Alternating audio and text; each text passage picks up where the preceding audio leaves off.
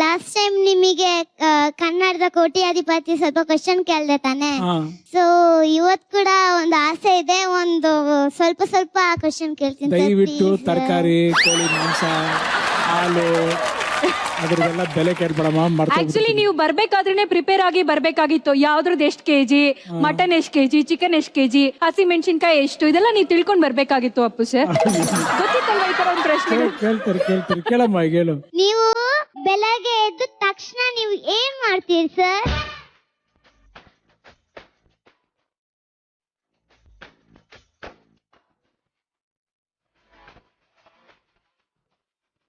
ಎಲ್ರಿಗೂ ಮೈಂಡಲ್ಲಿ ಒಂದೊಂದು ಓಡ್ತದೆ. ಬೆಳಿಗ್ಗೆ ಎದ್ದ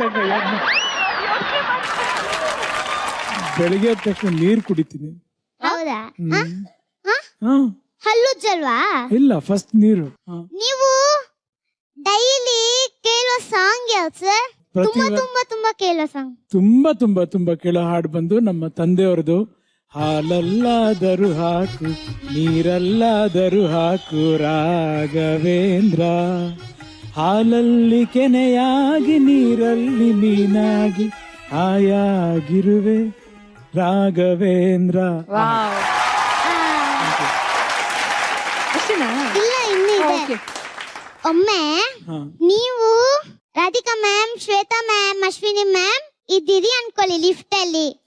ಸಡನ್ ಆಗಿ ಲಿಫ್ಟ್ ಸ್ಟಕ್ ಆದ್ರೆ ನೀವು FB ಅಲ್ಲಿ ಏನ್ ಸ್ಟೇಟಸ್ ಹಾಕ್ತೀರಿ?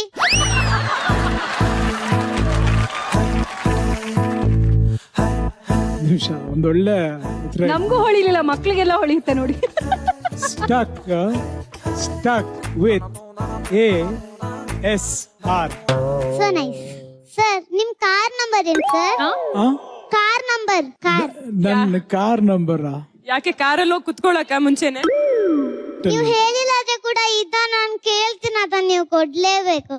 ಓಕೆ. ನಿಮ್ ಫೋನ್ ನಂಬರ್ ಏನು ಸರ್? ಅದನ್ನು ಗುಟ್ಟಲ್ಲಿ ಹೇಳ್ತೀನಿ. ಯಾವ್ದು ಹೇಳ್ತೀರಾ ಸರ್? ಯಾವ್ದು ಹೇಳ್ತೀರಾ? ನನ್ನ ಪರ್ಸನಲ್ ನಂಬರ್ ಬಂದು 100. 100 ಫೋನ್ ಮಾಡಿ ಪುನೀತ್ ರಾಜ್ಕುಮಾರ್ ಅವ್ರಿಗೆ ಫೋನ್ ಕೊಡಿ ಅಂತಂದ್ರೆ ಕೊಡ್ತಾರೆ ಕಂದ? ಬೇಡ. ಆಯ್ತು, ಕೊಡ್ತಾರೆ. ಈಗ ಆಯ್ತಾ, ಇನ್ನು ಮುಗಿತಾ?